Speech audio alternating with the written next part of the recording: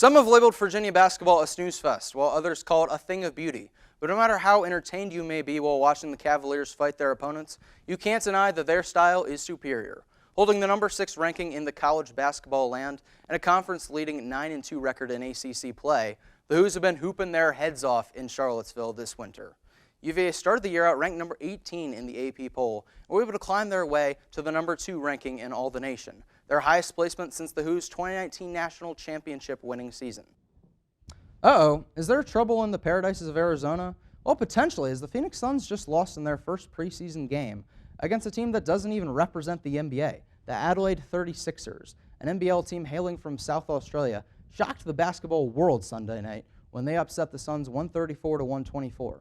And yes, before you even ask, Phoenix did play their starters. The point guard Chris Ball, D. Book, and the rest of the Suns role players, they all played in 20-plus minutes, and yet it still wasn't enough.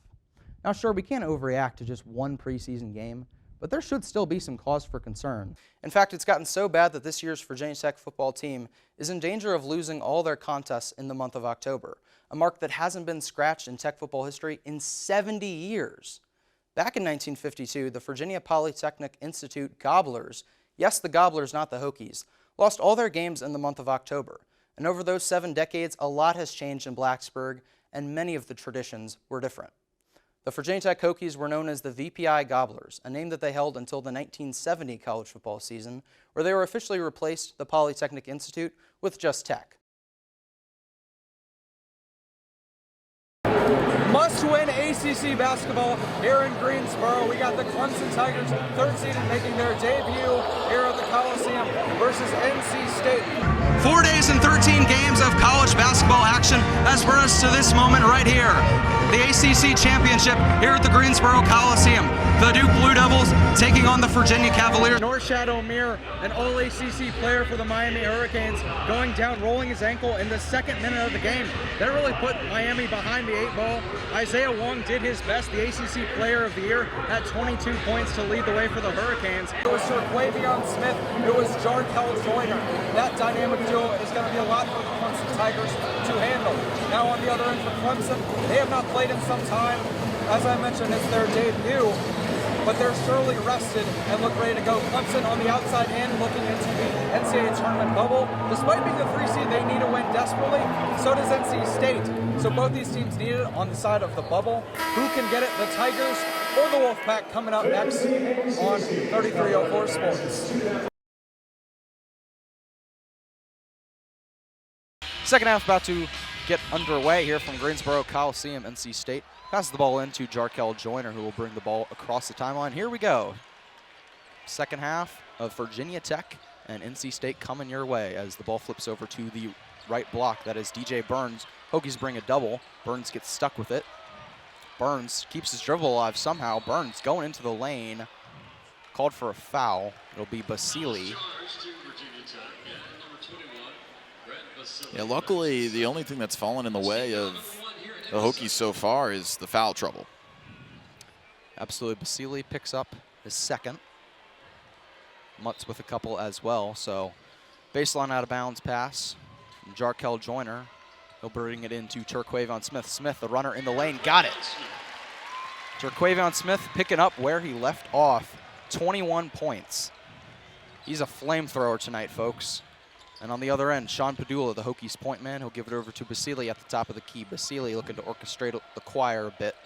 He'll give it over to Mutz. Mutz handoff to Couture. Couture going back to his left. Mutz cross-court skip pass over to Collins. Collins will redrive, pass over into Basili, flips it up, count it plus a foul. Grant Basili trying to get the Hokies going offensively. 55-28 now. NC State at the 19-15 mark of the first half. And Basili will go to the line to complete the old-fashioned 3-point play. Basili does just that, knocks in his first free throw. And so give him 8 points on the day on 3 of 5 shooting. Now it's Joyner bringing the ball up the timeline. Joyner looks to operate out of a right to left crossover dribble. Joyner exploding to the rim all the way. Layup, can't get it to fall. That one hung on the rim for seemingly an hour. On the other end, Couture straightaway pop from 3, can't get it. Rebound flushed. Wow, Justin Mutz going sky high and slamming it back down. And the Hokies cross the 30-point mark to NC State's 55. Now with 8:40 to go, it's a drive on the right side that looks to be Morcell. Now over to Turquavion Smith. Smith trying to get a high ball screen from Burns. He will get that.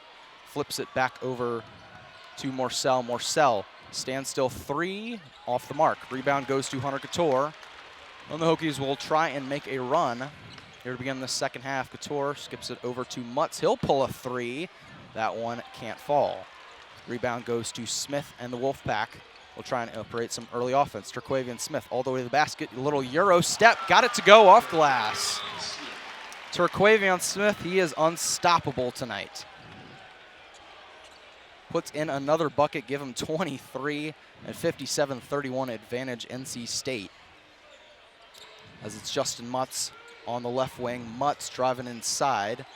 He'll try and feed it into Basile. Basile somehow flips it up and in. Wow. That one, a great pass from Mutz. A little high-low action gets the Hokies up to the 33-point mark. There's 17-13 left. DJ Burns, spin move, and knocks in the shot off glass. Wow. He is just a load, and I don't know how he was able to move his body in that way, considering he is a hefty boy. Padula on the other end. Three ball, got it. Sean Padula responds with a three. 59-36 now your score. Jarkel Joyner now on the other end. Joyner, a lot of pressure up there on the outside. Jarkel Joyner, he'll pass it inside over to Burns. Burns looking to work on Basile in the post. Double comes, he'll skips it over to Morcell. Now the extra feed in. That's Clark all the way to the rim, scoops it up and in. Jack Clark getting in on the action for NC State. And the Wolfpack crossed the 60-point mark with 16:40 to go. On the other end, it's Mutz, flips it up and in. High-paced start here in the first 3 minutes and change. Both teams going back and forth. It's the most wonderful time of the year for Tech basketball fans. With the Nets jingle belling and the Castle Guard telling you to be of great cheer, it's the most wonderful time of the year. Yes, my friends, college hoops is back in Blacksburg, and both the men's and women's teams are coming off historic seasons for their respective programs. The Hokies were crowned ACC Men's Tournament champions after an arduous regular season for Mike Young's squad. And then for the women's team, they won a program record 13 ACC regular season games in 2021. Heading into this fall's college football season, the ACC Atlantic and the conference as a whole was thought to still be ruled by one team, the mighty Clemson Tigers. The Death Valley dwelling juggernaut has had a stronghold on the Atlantic Coast Conference for 3/4 of the last decade, winning the conference championship in 6 of the last 7 seasons. But coming off the lone year where they weren't lifting up the trophy, the 2022 Tigers have lived up to the normal lofty expectations. One after another, the signs that the Phoenix Suns are in trouble are starting to creep up. The core nucleus intact has given them recent success, but the future Hall of Famer Chris Paul isn't getting any younger, and the Ayton contract situation prevented management from making additional roster upgrades in the offseason. So if the off-court issues continue to rear its ugly head on the court, and the Suns come out flat when the NBA season really gets going, the team ultimately might be left to question where it all went wrong as they spiral down the NBA landscape. And throughout this current win streak, and really all their sustained success in the Tony Bennett era, it's been the Who's dominant defense that's gotten the job done. UVA is allowing opponents to net just 60 points per game on them this season, good for first in the ACC by a 3-point margin. Offensively, Virginia is led by their quartet of ballers that features Locklin, the team's leading scorer at 13 points a night. Then there's Kihei Clark running the point for the Cavaliers, as he's the team's leader in assists with over 6 a game, and second in scoring as well. And don't forget about Jaden Gardner and Reese Beekman, too, who round out this powerhouse 4 by averaging double figures in points as well. Together, they make up the key cogs of the Who's offense and defense. And with plenty of depth and great coaching as always, these cats from Seville have plenty of straws that can stir the Who's drink. Welcome back to Tech Softball Park. Some Let's Go Hokies chants ringing true in the crowd as Virginia Tech, though, down 5-0 against Duke. The Blue Devils have come in to TSP here in Blacksburg and worked their magic.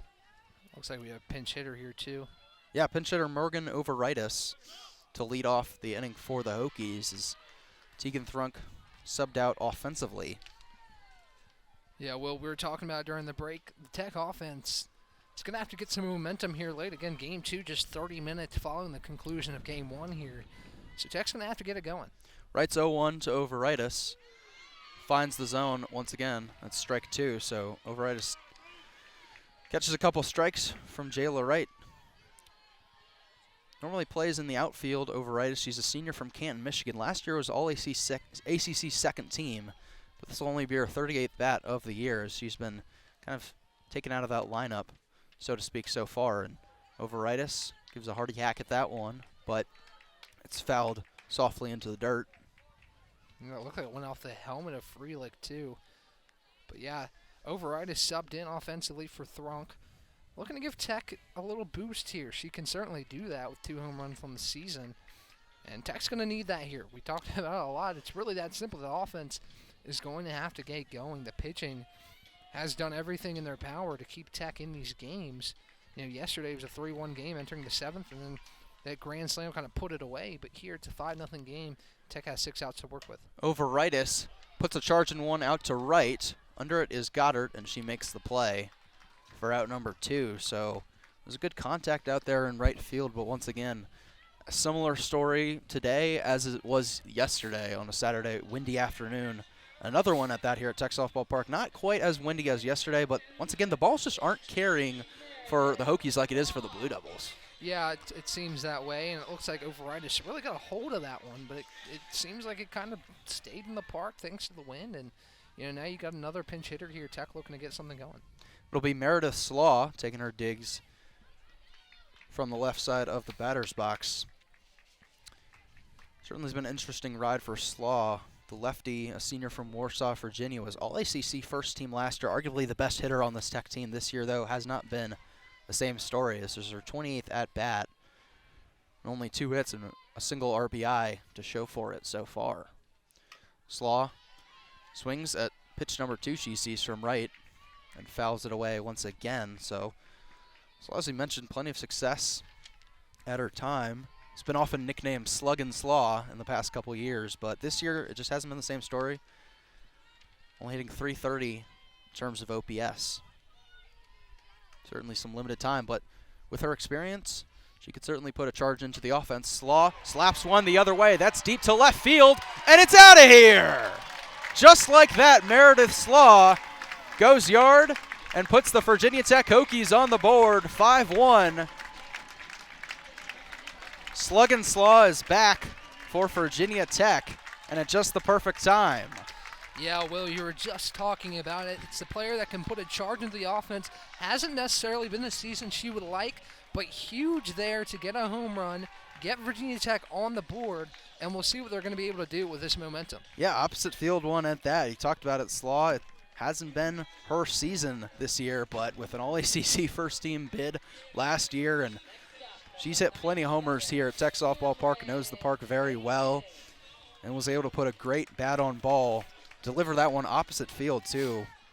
You could see really invigorate this Hokie crowd who's been taken out of it for most of this game. It's the loudest this crowd's gotten since Liz Kitley and Georgia Amore in the court. Certainly. Well, they just didn't shoot very well from the field. I think a big takeaway is Duke defensively. The Blue Devils' defense in the first half of the season was not very good, but they've really sharpened up and gelled on that end, and it's caused this run to the ACC Championship and ultimately winning the whole thing for their 22nd in program history and the first in John Shire's opening season as the lead man for the Blue Devils. A couple of seasons, Duke found themselves at 13-11 in a year that saw their season cut short due to the COVID-19 pandemic. And it was at that point that a young 6'1" point guard from Leesburg, Virginia, named Jeremy Roach, decided to come back for more college basketball action in Durham. Well, what's happened in the 2 years since then? Roach has been an absolute star for Duke. In 2022, he was the lone non-freshman starter on the Blue Devils' 2022 Final Four run, and this year he led Duke to a 2023 ACC championship, putting up 23 points in the title-clinching victory against Virginia. So it's safe to say that Roach made the right decision to come back and stay for the long haul in Durham.